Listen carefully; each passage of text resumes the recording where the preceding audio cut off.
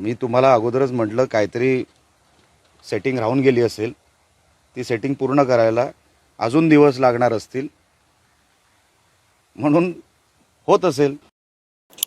शिंदे सेनेचे आमदार निलेश राणे यांनी हे जे काही आक्षेप घेतलेले आहेत त्याच्यावरून एक तर गोष्ट अधोरेखित होते पहिली की ईव्हीएम मशीनमध्ये छेडखानी करता येऊ शकते. म्हणजे निलेश राणे जे म्हणतायत ती काहीतरी सेटिंग करायची राहिली असेल तर मग निवडणूक आयोगाचा जो दावा आहे की ईव्हीएम मशीन सुरक्षित आहेत हा दावाच फोल ठरतो.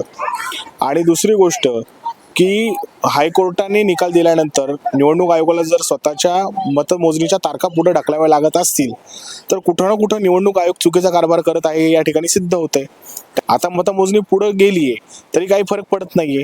मग बॅलेट पेपरवर मतदान घेऊन जर मतमोजणीच 8 दिवस चालली तर फरक काय पडतो हा मला निवडणूक आयोगाला प्रश्न आहे.